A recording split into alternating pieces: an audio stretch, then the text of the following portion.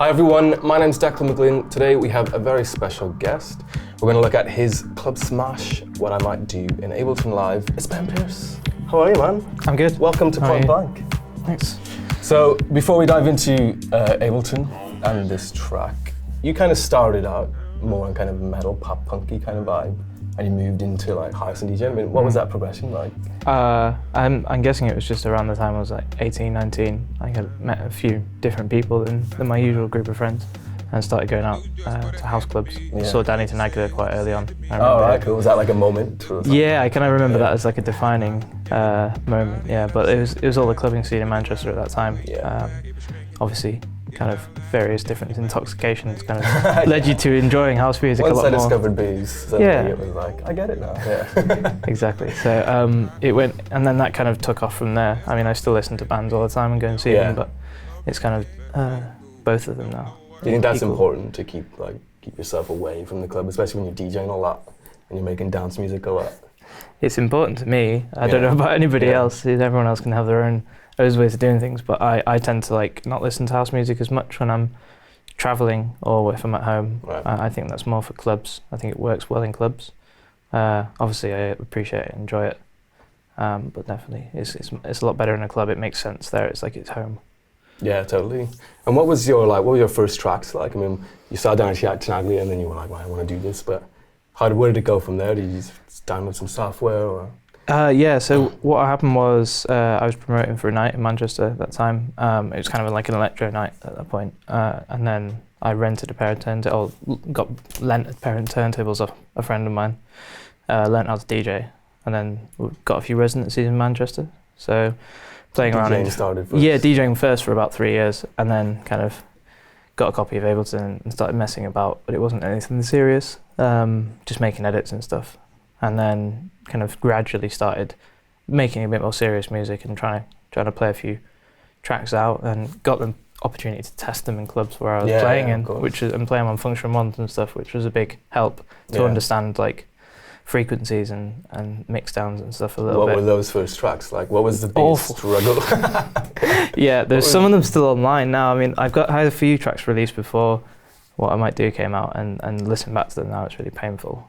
Yeah. It was a struggle, I mean, looking back on it now, it's just like, oh my God. But everyone's got to start somewhere, and at least it shows it was kind of a natural progression. Yeah, absolutely. And when you made What I Might Do, you weren't actually doing music full time at the time? No. What was that transition into becoming a full-time DJ producer like?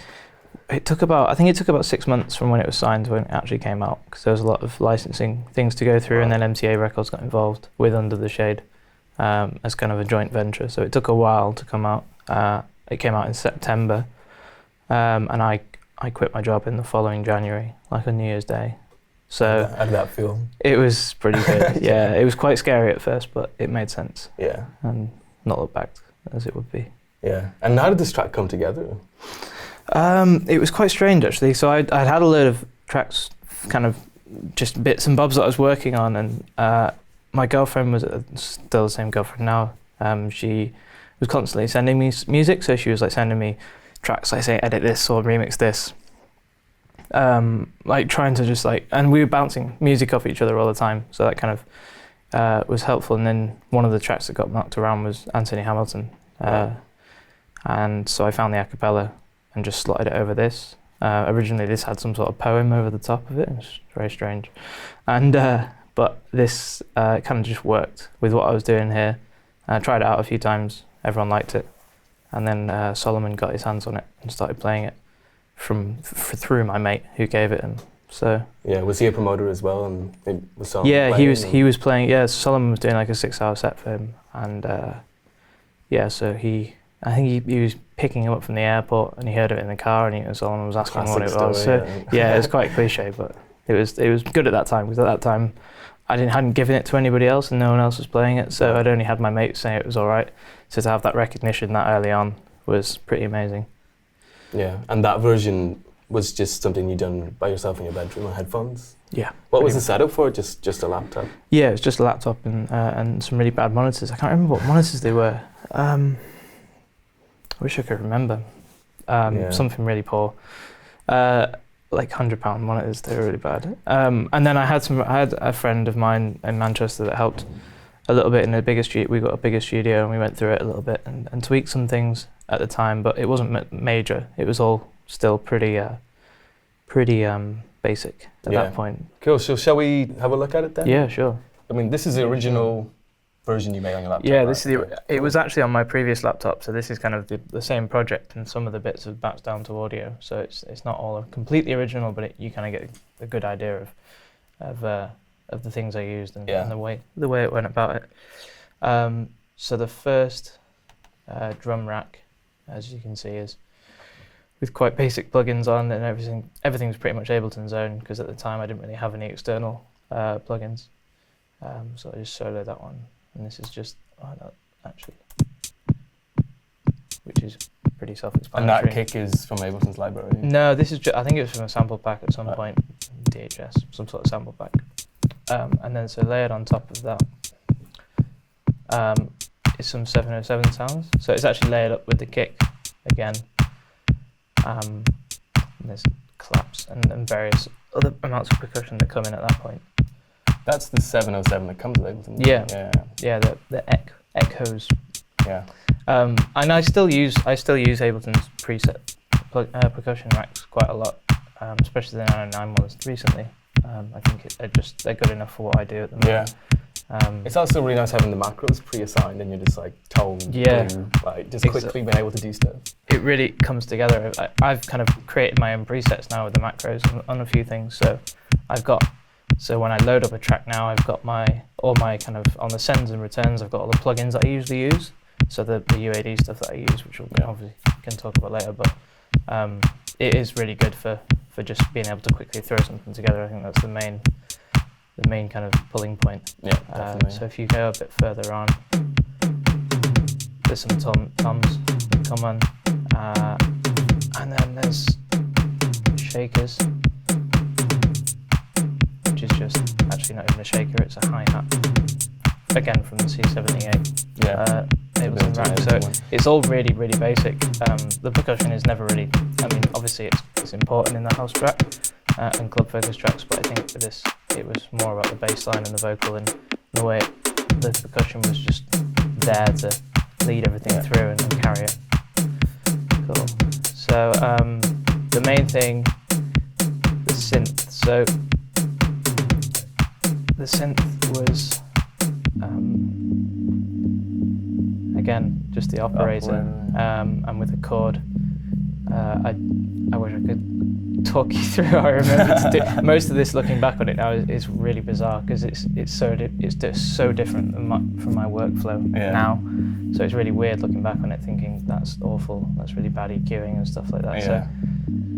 So it was interesting though. I mean, if you went back to make this now, you wouldn't make it like this. No, not a chance. But then the track wouldn't be what it was. Exactly. So I think you should never be ashamed of not knowing. Like, people get really obsessed with not knowing as much, or having to know, like having to have these advanced processors and have all this gear and all these, like, know exactly how to use certain compressors. But I think sometimes the basics of the track are just as good. And then obviously when you get it signed to a label, if they want to push it out to radio, the mix down's got to be done perfectly, and obviously that's a lot of different like skills that I didn't have at the time, and I probably still don't have now. I wouldn't trust myself still to do a radio mix now. So I think people got too caught up in the technical side sometimes. I think that just getting ideas down and getting tracks made is like the best thing you can do, because the best feeling you can do, and getting a feel for the arrangements and how everything comes together. Tweaking them afterwards, the easy bit, the creative bits, probably the most important thing to focus on. So the MIDI for this, is that just a held down note? Okay, so it's like a repeated. Yeah, so it's kind of a third of a note. Device is making it a chord. Yeah, exactly. So if you take the chord device off, it's pretty.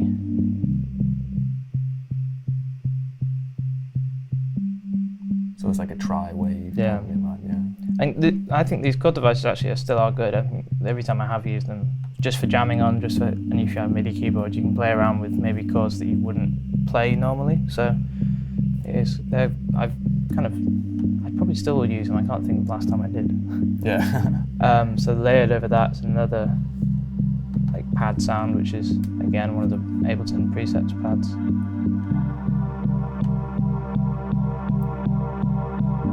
and that's the same thing really. Sorry, that's the wrong one. So same thing, same chord, just different sounds, and obviously slightly different EQ and some. Yeah. I really don't recognise them either. It's really strange. It's strange looking back on it. Honestly, it's very strange. So then, layered under that would be the sub, which again is just a sine wave on the operator, and So the operator's kind of doing everything. yeah, pretty much on this. I mean, I used to use it quite a lot. I've kind of replaced it with using kind of hardware and stuff now for most of my synths, but it's still a great one to come back to. And if you can really master getting sounds out of operator and analog on Ableton, I think you'll be able to create things a lot more easy. Just because they're quite simplistic, but you understand how waves can come together and building sounds from scratch. It's worth taking the time to like look at them, I reckon. Yeah. So that's really simple again. And then we've got this kind of bass sound. This has been bounced out, but this doesn't actually feed. This is really low in the mix in the finished version that came out, but it's a bit louder here. Again, just another layer. Yeah, and that's sidechaining It's probably sidechained a little bit. It's not too much, but it's quite low cut, so it's not really leading too much. And then really from there, that's basically the basis of it. Yeah, but what's instantly recognizable about this track is the groove. People are just like, oh, I know this track straight away. But did you have that in mind when you were making it, or was that just something that's kind of intrinsically?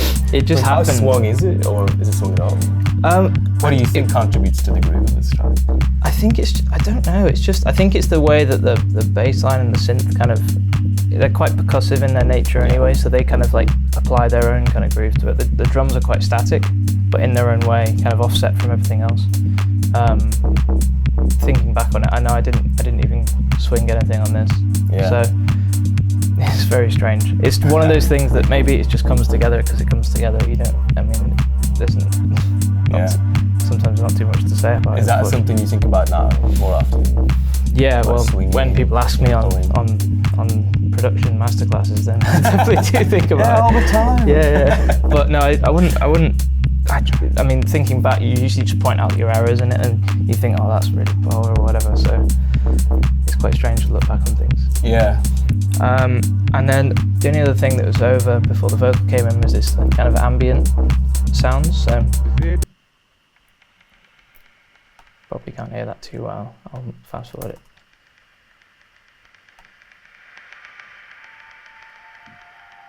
There was just some ambient noises off. It was off some sort of kind of poem sample or something, and it had a load of weird, creepy noises in the background. So I chopped a few of them up and put a load of reverb and delays on them. Kind of made some ambience because it kind of originally it was supposed to be quite a dark, kind of creepy track, and then the vocal obviously contrasted with that. So maybe that's part of the reason why it stood out for people. Yeah. And did you tune these samples? Did you tune that sample in the key of the track, or did you tune the toms? No. In the key of the bass line? I think it just kind of naturally happened. Right. Maybe some people can probably realise it's not, but at the time, as I said, I was very basic producer. I wasn't thinking in a technical way. I was just in a studio or in my bedroom, like kind of really excited to be making music. Just come home from work and just like, right, I just really want to make some music. So it wasn't really thinking of it in that technical, right, this has got to be right. Yeah. It was more just kind of getting it down. And now that you know more about that kind of stuff, do you find it takes you longer to make tracks? It stalls me a little bit because I want to get everything right. Yeah. But sometimes I try and just kind of get things down. I think having a quick workflow helps me to do that. So nowadays I'll get like a drum going on Ableton and then get some synths on the go and jam along to it, and then just maybe pick out the bits that I want and then put that back in. So it's kind of more of a live experience and not just like getting too bogged down in the details just too quickly, and then you can do that afterwards. But for me, it was always quite important to really enjoy yourself for a bit. Yeah, totally. And then the vocal, it's in 2 layers on here. So this was just literally ripped off YouTube. So this came from... It was Anthony Hamilton, Cornbread Fish and Collard Greens. Right. And the acapella was on YouTube? Yeah. Just to go. Because at the time, I didn't even know what publishing was. Was there any reason you were drawn to this particular acapella? Were you just trying stuff out and then it just worked? Yeah, we were just trying stuff out, and I think I just had the track there already, and I just dropped it in, and it had to, now this is one thing I did at the time, but I can't remember whether I consciously did it or whether it was just something I was like, doesn't sound right. So I pitched it down 2 semitones. So maybe that's just something I did at the time, just like kind of to fit it into the track and kind of unconsciously. But I don't think it was a technical thing. It adds a lot to that kind of dark. Yeah, I think that's what it kind of was going for. And then I did some really basic processing on this, kind of filtering and a little bit of delays, reverb every now and again. So again, it's nothing really fancy. And that second layer is kind of like little effects. Yeah, there's 2 layers. That was quite defining as a hook, I guess, and then the main kind of vocal. I knew just what it had to be when I heard you say what you said to me through every dude inside. Look like you're working up an appetite for the night. Yeah, get by then I just sat at the back, peeping you out. So it is quite simple. There's nothing too complicated about it, and I think that's the kind of the beauty of it. Yeah, absolutely. So I think it's hopefully kind of inspiring to people that you can make a song on your laptop in the bedroom that ends up like this. And I think there's probably a lot of stories like that across house music. Totally. So, but then obviously when MTA signed it, we took it in with Will from Chasing Status and had a proper mix down on a lot of gear. Really pushed some bits and toned back some other bits. So it does sound very different now than the actual finished version that got released, but musically wise and component wise, nothing was really different. It was just strong mix down. Yeah, and what did you learn from that mix down process? I learnt a lot at the time, but I've learnt a lot since then of going in with different mix engineers. I still get my stuff mixed down now because I'm self-confessed. I've never had any formal training, and I still don't think that I'm at the level where I want to be doing that myself. I think it's just, and I'm learning from that experiences as well, and I'm just collaborating with people. Recently made a track with Shadow Child. Oh, right, cool. It's just got played on Radio 1 a few weeks ago as like a premiere, but it's not like got any confirmed release dates yet. Right. But going in the studio with him, he's been producing for years, and that was really good because you can just learn so much from those kind of people. So it's definitely like cross learning between friends and stuff. That's been a lot of how I've learned, how I picked up tips. Yeah. Do you think collaboration is a really important part, not trying to do everything yourself? I mean, there is that kind of DIY aesthetic with the dance music at the minute where it's like you have to be your own mastering engineer, your own mix engineer, your own songwriter. I mean, sometimes it can become too much. I think so. I think people, I don't personally agree with like ghostwriting anything. I think you should be involved in the creative process because it's your own thing, but I think mix engineering and recording engineers, they have expertise for a reason. And there's not many people out there with that expertise, so I don't think you should ever be ashamed of doing that. And collaboration's amazing. Like, even when I was a lot younger, when I just started out, I was constantly just like messing around with friends, and you learn off with each other and you get excited. And sometimes it doesn't work. I mean, it doesn't have to be serious. And then if you make something that's really good, then maybe you have to start thinking about it. But it's definitely a good way to like learn and just make it a bit more fun and enjoy yourself a bit more, because I've been a victim of getting bogged down too much in just kind of like really obsessing over trying to get the perfect sound when really it should be fun. Yeah. And you mentioned UID earlier. How's your setup changed now? How's it evolved? Yeah, so now I kind of work with like UAD, like Apollo, as the kind of the center thing, which is amazing. The plugins are incredible on that. And then I've got like a Jupiter 50, which is mostly what my MIDI runs through, and it runs through that into everything else. Dave Smith Mofo that I use quite a lot, and an Acid Lab bomb bass, which is like a 303 emulation. It's amazing. And then I've got a Vermona drum machine, which I've used a few times. Yeah, the DRM thing. I've got a 707 as well. After using it on this track, yeah. Yeah, exactly. I'll take So I one was of like, those, so maybe be able to recreate it at some point. Don't know. So yeah, it has changed a lot, the workflow, but I think it's the whole approach to it's changed as well. Yeah. It feels a lot more streamlined now. I can start ideas on the road on my laptop and then move everything to